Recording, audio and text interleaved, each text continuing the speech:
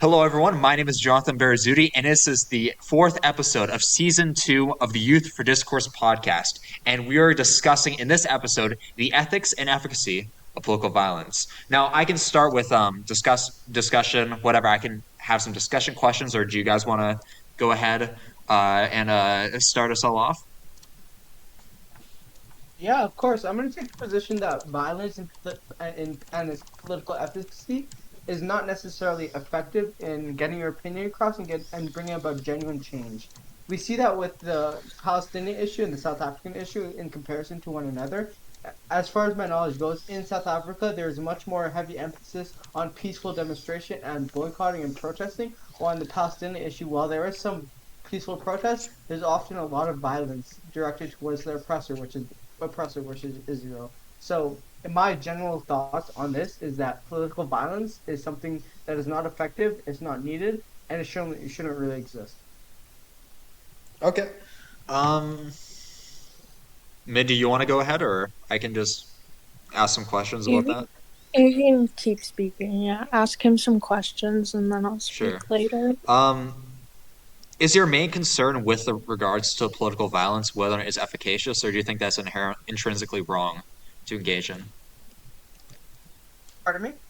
So, like, when you're discussing the comparison between South Africa and Palestine, um, you're suggesting that in one case, in this case of South Africa, where political violence is relatively rare, it resulted in achieving the aims of, I think, with regards to anti-apartheid activism. I assume you're talking about.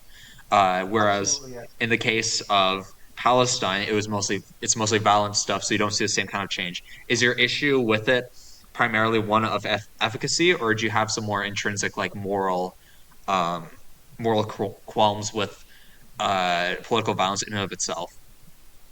I think it's both. I think it not only is not effective at getting your message across and bringing about genuine change, I think it's morally irreprehensible because you see a lot of political violence is driven by ignorance and people not being able to articulate themselves.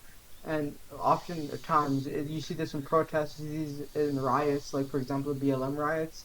And I think that if you're going to violence only acceptable the only acceptable output for violence is necessarily self-defense. I don't think violence What should be in result of like an what armed struggle against an oppressor. what do you think of Nelson Mandela? Nelson Mandela, he was mostly a peaceful activist during South Africa's apartheid, and he was jailed for it. No, he But wasn't. he, from my knowledge, it was mostly peaceful. If you want to present some facts to counter that, you can go ahead. He was I'm pretty sure there was like he was involved in bombings of like government facilities and stuff. That's just blatantly false. That was actually levied by No, because he pro-apartheid was he state. was associated with the African National Congress or something. Well, he was associated. He wasn't directly involved in it, so he mainly championed peaceful Dude, protest. there's like And so many fucking like stats out there, or not stats, but like research that shows he was like a radical.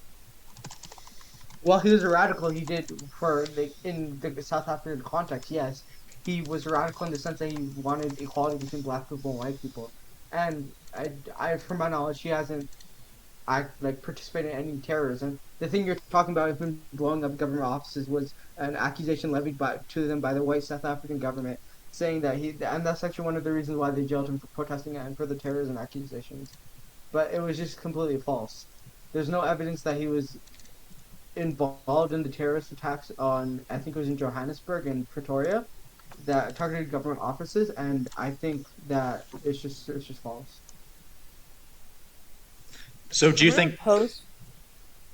I'm gonna Go post. ahead. So, do you think that the cases in which there was political violence in South Africa, those inhibited the ability for the African National Congress to achieve their aims of being anti-apartheid? 100%. 100%. The main reason why apartheid was so effective is because of the support it gained from around the world. Like for example, we're talking about the Palestine conflict. Israel directly supported the apartheid government. We have a lot of countries that supported the apartheid government, but once peaceful protests and peaceful demonstrations, mass demonstrations, in fact, occurred, and people around the world started to recognize the atrocities of apartheid, and they convinced their governments through voting to stop supporting the apartheid government. For years, the United States was listed Nelson Mandela as an active terrorist, because out of the request of the South African apartheid government. But after the peaceful demonstrations and showing the world that they're a peaceful group and they want change, the government was, because the U.S. is a democracy. The United States changed their stance on apartheid, and South Africa levying sanctions on them. What about the violence during the American Revolution? I'm anti-American for the most part, so they should have said colonized. Fuck those people. Okay. Um, Britannia ruled the waves. do you think it's ever You have any other? do you think it's ever Pardon? morally justifiable? Like, do you think it's possible for a there to be like, for instance, a violent revolution against, say, like not necessarily with regards to political reform, but with regards to like want to secede from a nation? Like, I know you didn't say you like the American Revolution, but do you think it's that there are cases in which it's possible that if a group of people really wants to secede from a country, that they might be justified in engaging in a sense of political violence and a degree of political violence? Brings up the right of self-determination for. I know what you're talking about. It brings up the right of self-determination for certain ethnic groups that was championed by Woodrow Wilson after the First World War, and self-determination for like different groups of people based on their ethnicity, race, religion, etc. I don't necessarily agree with that. I think violence really never. It just makes everything worse. To be honest, um, are you posting something in chat or keep on getting? Oh yeah, Oh, sorry. in general chat. My fault. Oh, my apologies. I continue. Um, I think that I was so thrown off by that. I think that there's much more valid ways to attain peace than through violence, and you see this with a lot of unsuccessful violent revolutions. In, like, for example, Africa, there's a lot of separatist forces. Like, for example, my home country of Ethiopia, there's the TPLF, the Tigrayan People Liberation Front. There's a lot of different groups like that in Ethiopia, but they're all very unsuccessful because they failed to garner international support due to the violent nature of their movement, and that just shows political violence isn't necessarily effective, and it's also morally irreprehensible, mostly because of the atrocities committed by many separatist groups across the world. And it's not something like systematic. It's not something that's a symptom. It's something like inherent to these groups. If all these groups have violence, and violence against civilian populace ingrained into the command structure, ingrained into the institutions that they promote. So I just don't think it's effective or okay. Okay. Sorry, give me a second. I think the French Revolution was good. It led to the end of the monarchy and the Republican state. Pretty Yeah, but you based. have to look at the yeah, but you have to look at the results of the French Revolution. Through violence, they basically brought in the reign of terror under Yep. Yeah. Robespierre, and they lynched tons of people. They killed tons of people. They killed a bunch of nobles, which is kind of based, but they also killed a bunch of innocent people. But uh, I just don't think it's effective. I don't think it's morally okay.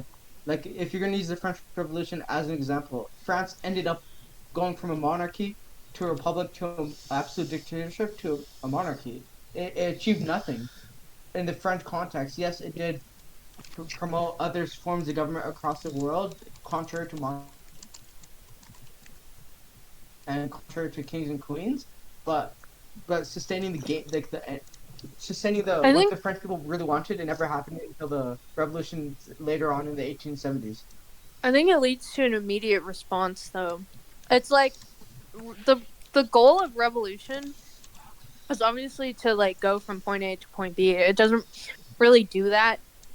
I mean, sometimes it does, but like with the Israel Palestine conflict, like obviously Palestine isn't going to get what they want, but at least it will lead to like a genuine response, I think, where people are going to start considering Israel um as being like a multicultural state. You know what I mean? Like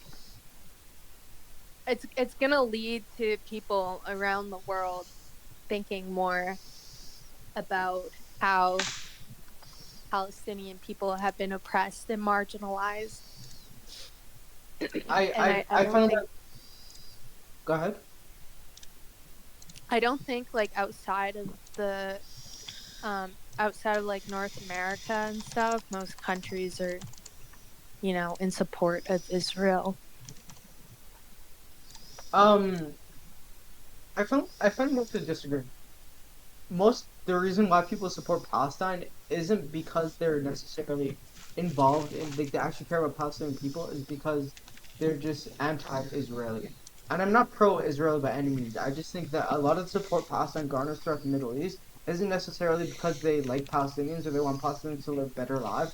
It's because these states in the Middle East are anti-Israeli. They don't like Jews, they don't like Israelis, and they want to right the Zionist nation off the face of the map. While people, on the other hand, 100% they do support Palestine, but that's conditional. If, like you saw in the October 7th attacks, Palestine in the Western world, support for Palestine in the Western world dropped dramatically after the terrorist attacks committed by Hamas, and that is in effect political violence. Hamas committed those terrorist attacks because they were wanted to be set on the road to free Palestine. But instead of actually going through effective means like peaceful protesting, like the Intifadas, where mostly peaceful protests first the second one mainly, and no, the second one, the first one. Those were much more effective than Hamas just flying in on paragliders and like gunning down constant goers. I don't think in Palestinian context, violent revolution is going to help them.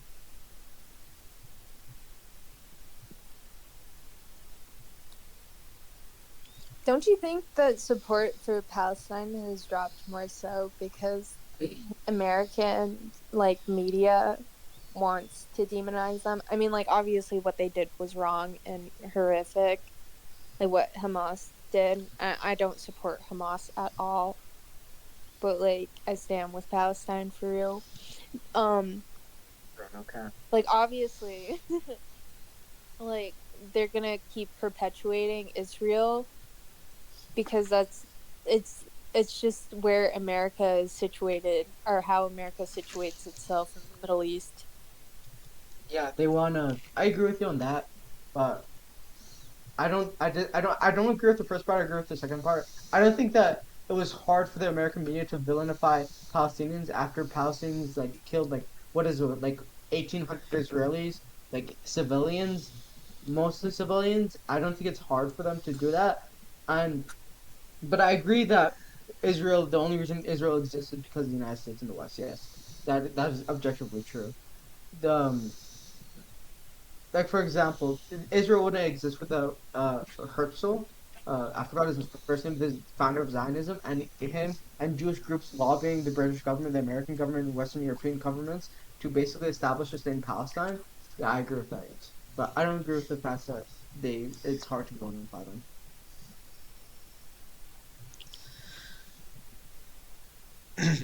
Um, I don't want to get. If you guys want, we can go on the Israel Palestine thing. Um, I don't necessarily want us to get like too bogged down into it, just because of a very specific example. Which kind of distracts from the broader point about the question of political violence. If you want, feel free. Uh, uh, Yeah, we can talk about another issue. We can talk about Taiwan. Taiwan oh, has been is there Taiwan is is there nice. much Like like is there much peaceful? Are there many like demonstrations, or is there much relevance with political violence when it comes to Taiwan? I meant Hong Kong, not Taiwan. Stupid. Oh, Hong I got Kong. them mixed up. Hong Kong, yeah, but Hong Kong is by far it's not violent. It's mostly peaceful, and that's why they garner so much support in the Western world. The Free Hong Kong movement was really big back in 2018.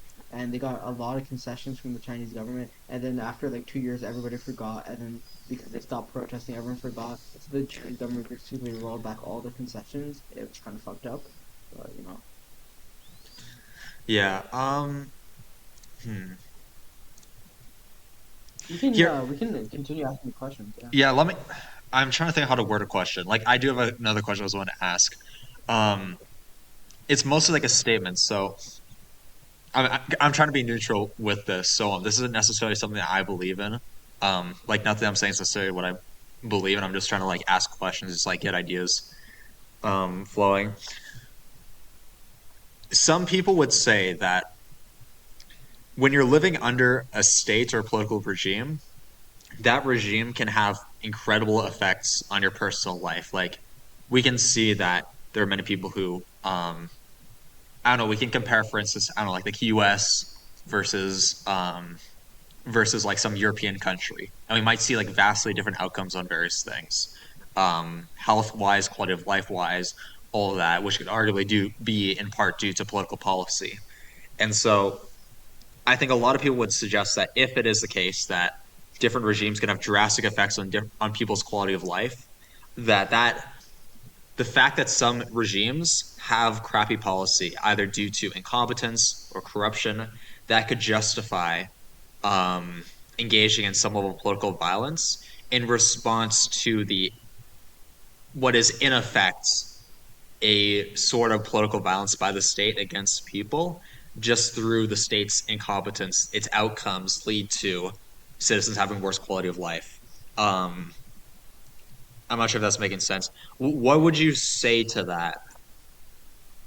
I'm so sorry. I spaced out halfway through that, and I don't know what you mean. I'm sorry. Sure. So, hmm, let me try and like rephrase in a quicker way. So, a lot of states, or a lot of people in like essentially every country around the world might think that their state is doing something which is screwing them over um, Right. in some way.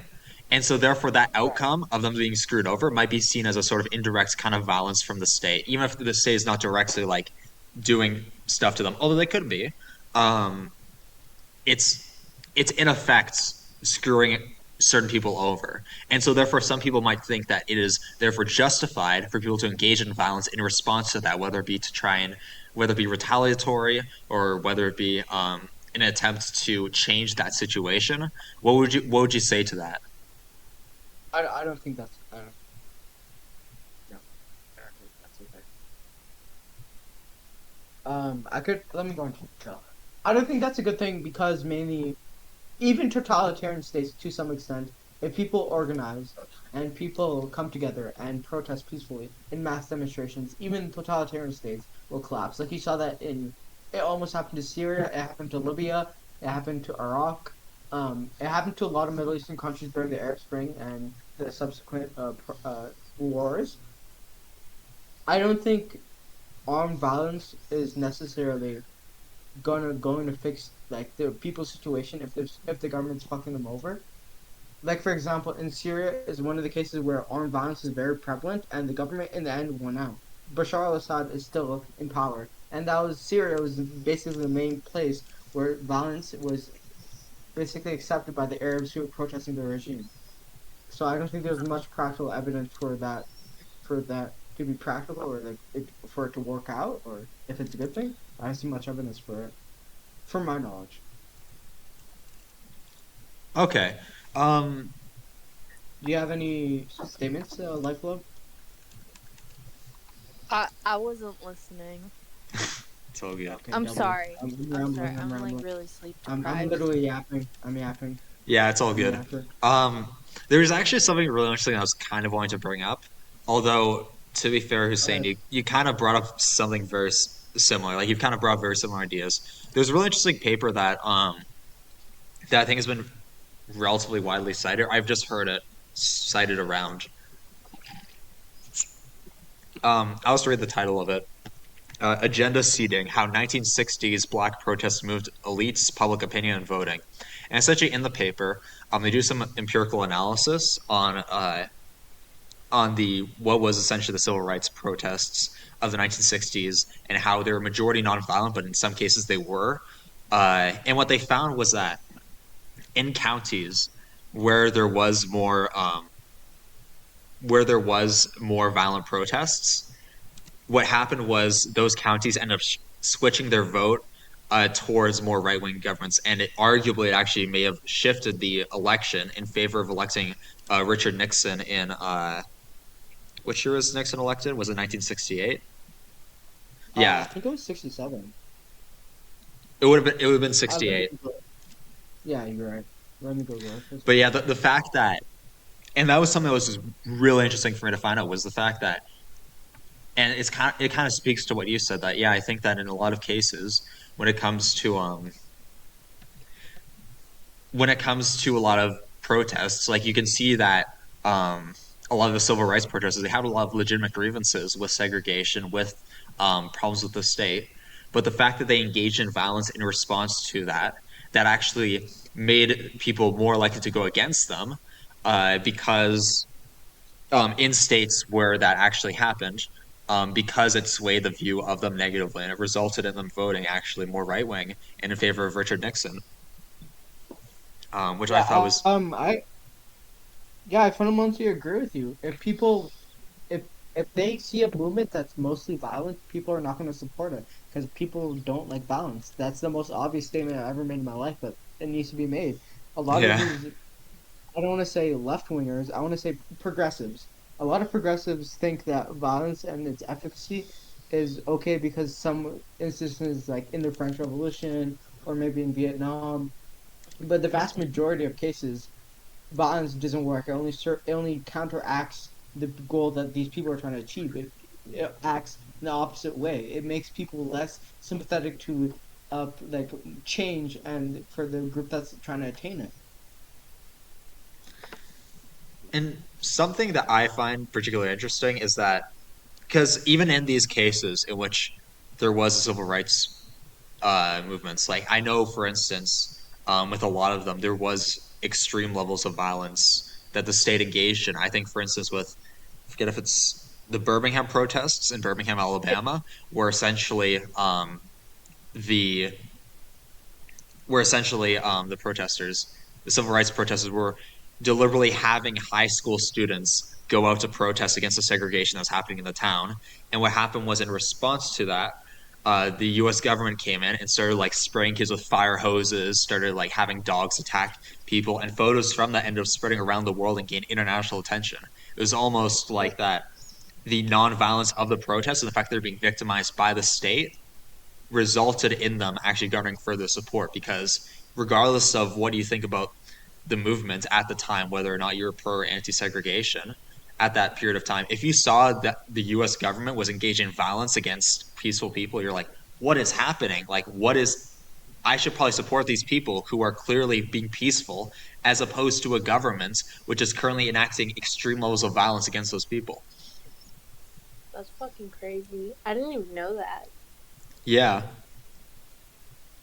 And art, it was things like that where, in fact, arguably it was actually kind of deliberate that the civil rights protesters were deliberately trying to engage in peaceful protesting as opposed to going violent for the express purpose of garnering support and seeing the extreme responses from like the state or individuals go after them, and using that to kind of garner support. You can argue that the Rosa Parks situation with her, the Rosa Parks situation, even though a lot of times it's kind of presented as just hey, a woman decided one day to sit at the back of the bus. It was very much planned. I think the location was planned, the timing was planned of it, and the way in which they're going to spread the news was planned, all for the purposes of using that one instance of a woman getting arrested for simply sitting at the back of the bus, um, all to make that look really bad and all to blow it up so that the situation worked in favor of the civil rights protesters. Like it's the fact that people are peacefully protesting um, and framing themselves as being victimized by the state, which they are legitimately, that enables them to actually achieve positive political change, I think. Facts. Speak your truth, King. Yeah. I agree. No, I really agree with that. I think that's a, a fair statement to make. There is something interesting though about that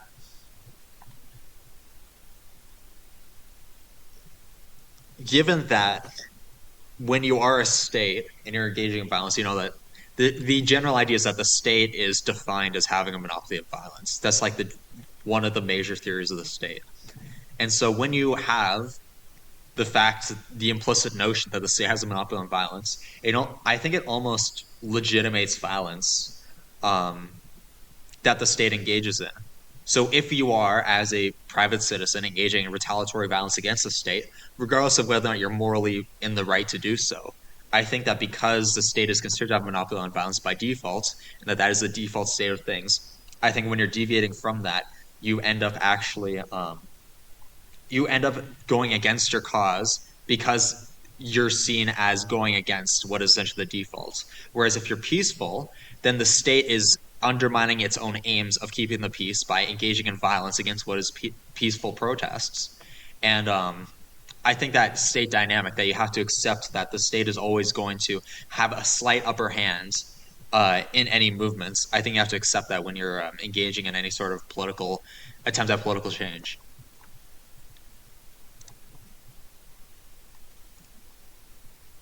I don't know. I know I'm kind of rambling a lot. Do you either of you have any thoughts on this? And You're speaking your truth, bro. You're yeah, speaking your truth.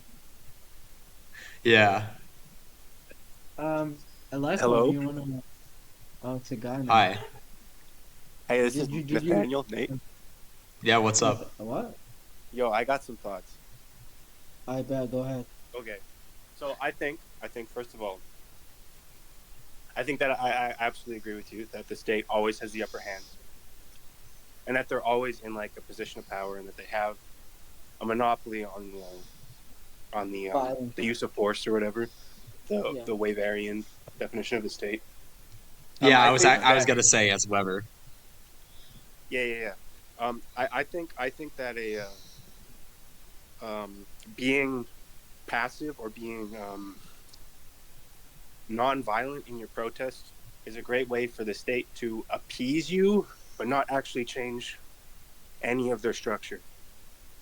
And what I mean by that is like they'll give you crumbs that thinks that they're changing in the right way, but they're not actually changing. The only way to actually change or engage in the superstructure is to engage in some kind of violence and not necessarily non-violence. They have to know you're Sorry, upset. you cut out.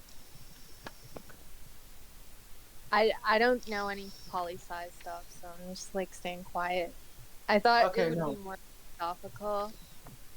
Right. I We'd be just talking about like morality and stuff instead of like politics. right. We can get back to that in a bit if you I- want. And if you have any thoughts, Yeah. like, yeah, we can touch upon that. But sorry, Yeah. Hussein, go ahead.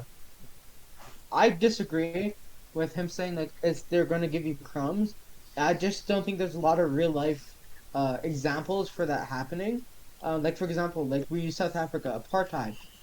They radically changed their government because of peaceful protests. Like we look at No, Chuck. there wasn't peaceful protest during apartheid. Nelson Mandela Yeah, yes. was part. Like, there's so many terrorist attacks happening in apartheid. That's. I don't want to say okay. That's kind of just apartheid government regime propaganda. They try to smear his name. That's one of the reasons they arrested him. But if you want to use a different example, we could. We could use the Soviet Union for example. It came down through peaceful protests, the Velvet Revolution, all throughout Eastern Europe and Russia. There's tons of peaceful protests that was cracked down by the government, but eventually it caused the state to collapse. What about the Bosnian Revolution? The Bosnian Revolution? I'm not. Like, Like the way that they gained their independence was through violence. Are you talking about the Yugoslav wars? Mm. Um.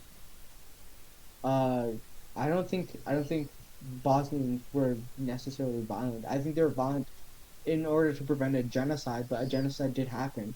I think you mean the Croatians that were violent to attain their independence.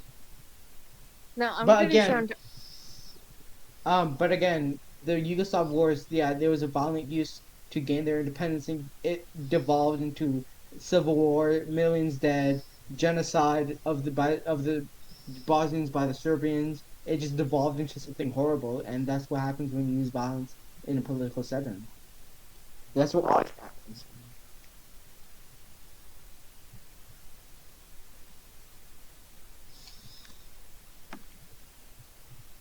Oh, he's back. Did Okay, someone join? this is quiet. Oh, I just owned the lip. yeah. um, I own the lip. hmm. What are your thoughts on the Yugoslav revolution, Jonathan? Can you stop joining and leaving? I I don't know much about the Yugoslav. From what I understand, there's a very interesting anecdote that I heard. I don't remember if it's kind of related to this. I don't remember if it was Yugoslavia or somewhere else.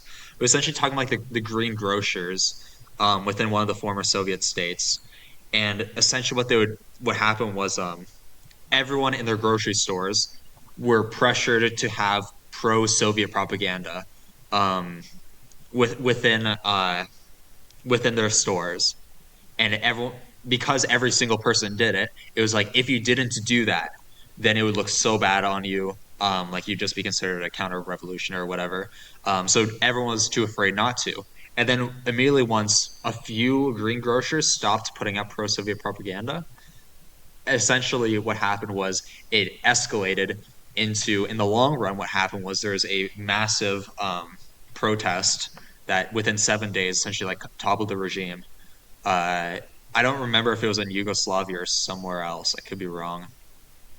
Um, I just remember that being a very I fascinating think that's anecdote that I heard of just the fact that simply through a very basic level of disobedience, just not putting up propaganda within your store, it led in the long run to this massive regime change.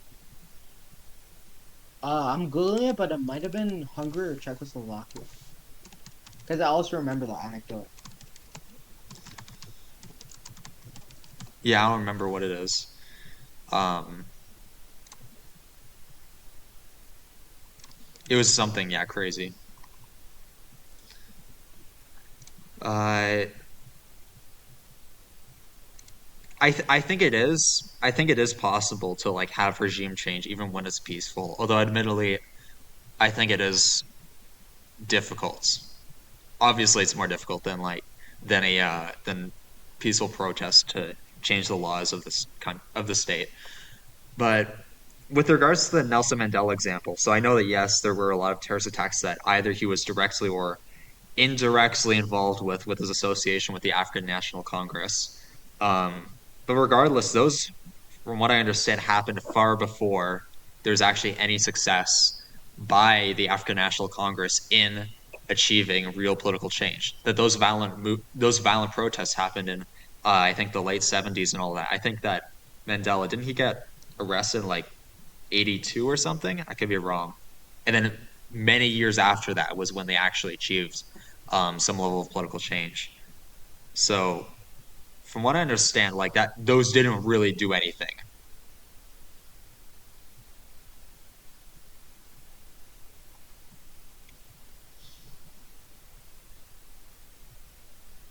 Hello?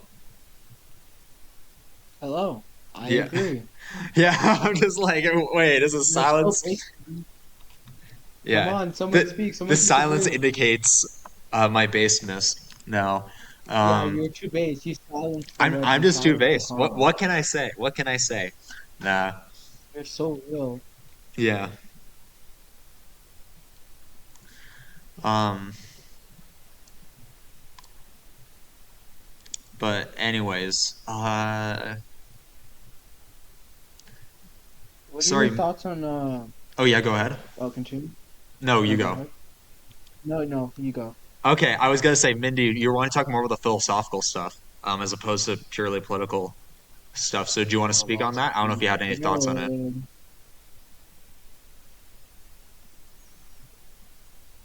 Yo, is she AFK? No way. no, they're. She just left, and Tabit is Yeah, she's also okay. Just me. We can be as racist as possible. Go ahead. bro. Okay, no, We no. should be a Okay, minority. I'm sorry. okay, no edgy jokes. Okay, no edgy jokes on here. Okay, I will remove you if you make edgy jokes. Okay. Oh wow, wow, that's crazy. Yeah, I'm sorry. Okay, we gotta be We got to You be have presentable. representation, you have responsibilities. Yeah. Yeah, exactly.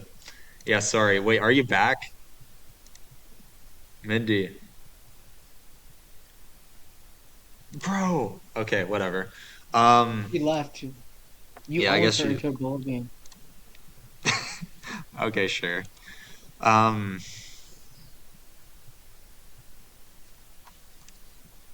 yeah, this kind of this issue, it was suggested by her. It kind of hits on. I did an episode a while ago it was actually well over a year ago, year and a half ago, on protesting and how dissent should be expressed. And it was with like me and this one other guy, and we talked for a while. It mostly revolved around the BLM protests and all that because that was like kind of in the news more so at the time.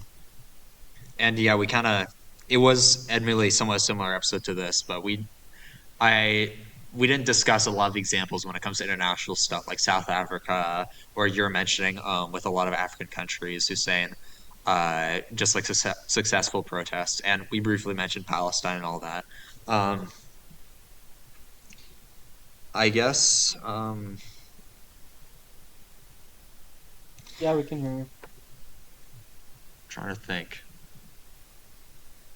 So if it was the case that political violence was effective in achieving some desired political aim, would you be in support of it?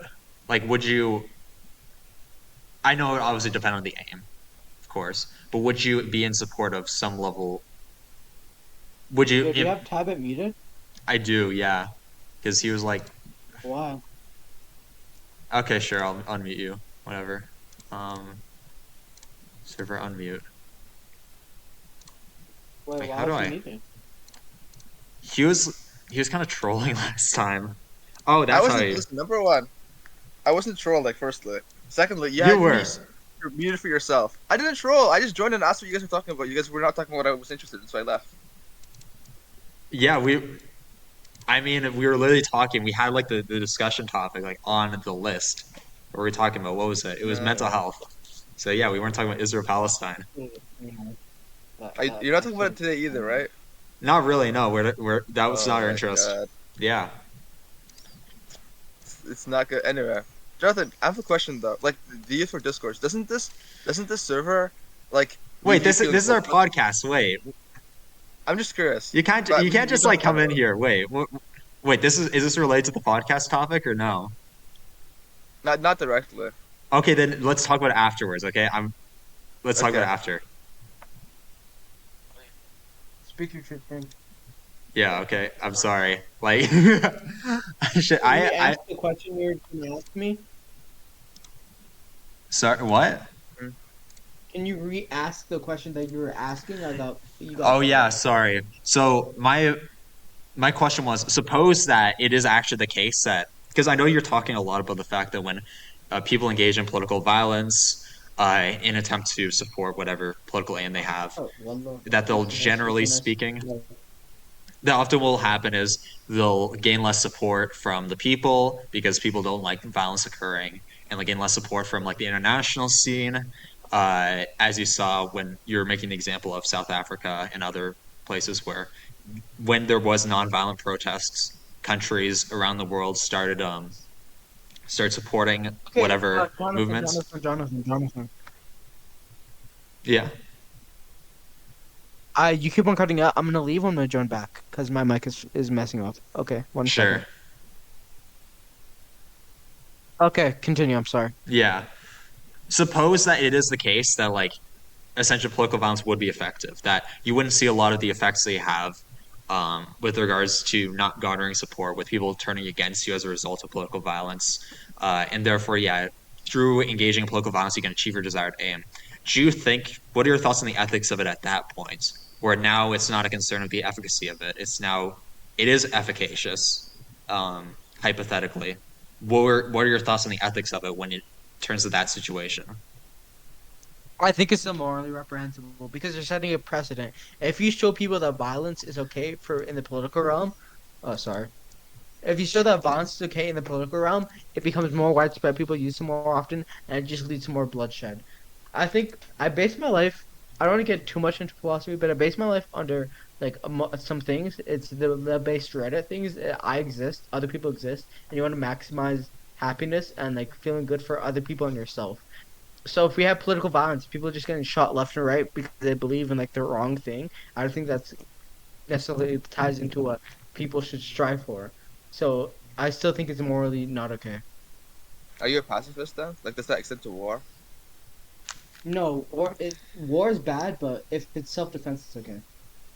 I'm not a pacifist. But isn't war also just inherently political? Yes, but I So, guess you could say that. I guess you what could say that. what But do you a mean? I lot of guess war like is driven it's by resources. A huh? lot of war is driven by resources, not necessarily politics. So is politics. I mean, not entirely, but a lot of it is also driven by resources. Like, I Yeah. don't know. To be fair, while I do I think just that you can make an argument that like war is a sort of political violence, the main purpose of this It's not podcast was a sort of primarily political violence. I It is it's political violence. yeah. It's inherently political. I'm We're saying it's a talking about type of like political public violence. Like performance. I'm Yes, sort type it's same thing. movement. But I think the main direction of this podcast was aiming at civilians engaging in some level of advocacy for political change, as opposed to like a war, which is two state But entities I don't. fighting against each other. But what I'm saying, Jonathan, is I don't see why there should be a distinction on that level. Like, why is political violence, inherently whatever, like bad and sets a bad precedence and blah blah blah. But then war is completely like, oh, it's completely fine if you're doing it in self defense. Like, Um, Because you're attacked first. If you don't believe in self defense, then you have and no if stand anymore. what about if there's political violence being done towards you or violence being done towards you, can you not are you banned from being politically violent then? You should always strive to not become a terrorist. I think that's a good thing to strive for. If your group is being like gunned down in the streets, you probably should go to the government and make them stop. And if the government's doing it, And the government's doing your protests, mass demonstrations. Because if you have people gunning down like why not just opposition protest members in the the street, people are invading gonna, people as well? huh? I don't know. It seems kind of like okay. I don't want to. Never mind. Whatever. No, go ahead. I don't want to bring in like Israel and Palestine to this, but like for example, with like if you live in Gaza and you're getting like gunned down or whatever, like protesting clearly would not work. So what do you do? Oh no, 100% protesting would work because it shows that other people like if we're talking about Palestine. There's a lot of Arabs in Israel and Arabs in the West Bank. If there's It does not work. coordinated demonstration, yeah, yes. If coordinated demonstrations in Israel, Gaza, and the West Bank happen, then Israel will be paralyzed. Not mainly because like we're talking about Israel and Palestine. There's a ground offensive going on. They need doctors, and most of the doctors and nurses in Israel are Arab because you can discern why that is. But majority of the doctors in Israel are Arab. So if they go on strike or they protest, then it just inhibits their ability to wage a ground invasion.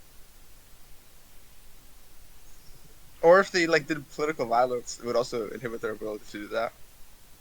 Much No, it more. would just if they did prohibit political violence, it simply inhibit Israelis and Huh? inhibit Arab Israelis who are more moderate to joining and protesting. Listen, I'm not advocating for political violence, but I think it is extremely silly to suggest that the like Israel would stop bombing Gaza if like there was just like a bit of protesting or whatever, or Yeah, a lot no, of they protesting. would if there's like They sufficient protest wouldn't. from from Arab There has been protesting. There has been like from for, Arabs for in Israel who are most no from oh wait Arabs in Israel who make up the majority of the health sector. If they went on strike, Israel would not be able to maintain a ground invasion because they need doctors. Yes, that would 100% happen. yes, Well, on the they would be other able to. hand, if like a La-based Hamas member started gunning down Israeli troops, it's gonna show the Arabs, the more moderate Arabs in Israel, that they don't want to be associated with this movement. okay, I think we should make like a distinction here. This might be like some a Okay. side track, but I think that when we talk about political violence, I think there's a big difference between a group of people within a country protesting their own governments, and therefore the protests essentially inhibit the their own government's ability to function, versus protests happening against an invading government in which your protests aren't really going to inhibit the underlying governmental functions of that state that's invading because they're not really actually a part of that state. The state's like capacity is located somewhere else. And so I think that the dynamics are a lot different uh, there. But Hussein, it sounds like you're talking. I But no Jonathan, no wait. Okay, go ahead. I'm saying Go something that ahead. might actually support you. Okay, you're saying it sounds like when you're talking about the doctor thing, you're discussing is doctors within Israel, whereas when Tabit Yes. is talking, you're more talking about whether or not Palestinians within Gaza, if they're protesting, would that actually be effective? I think there's a big difference Even between the if Yeah, two.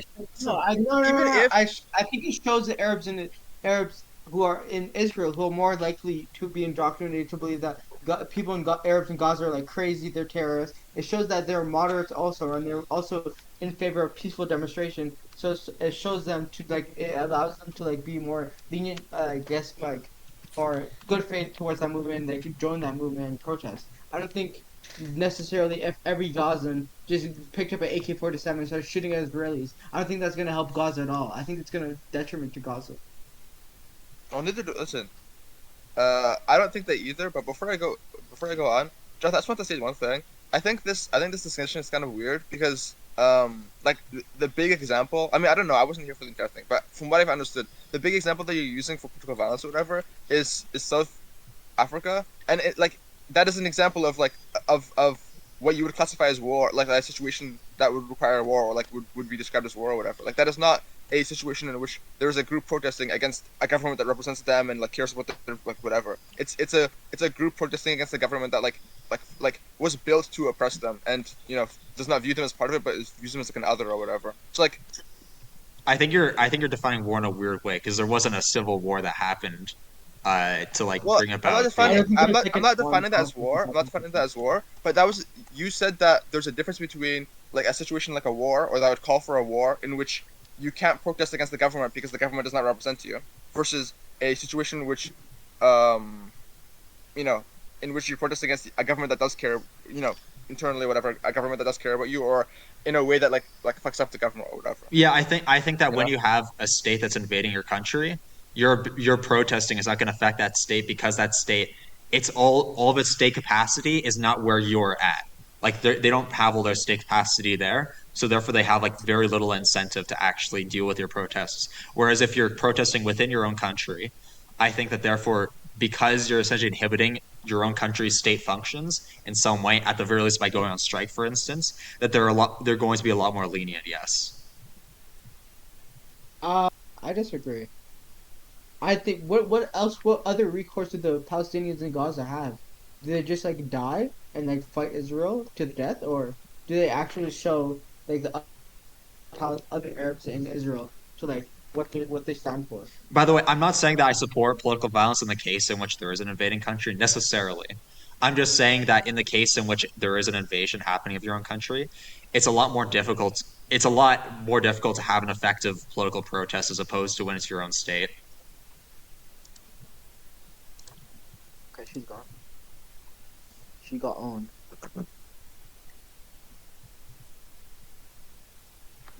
Do you have any thoughts on that? What was that? Okay, W. Playing Fortnite. Hello? Do you guys have any more thoughts? I think I said my piece. Yeah. What about you, Tabit? I don't know.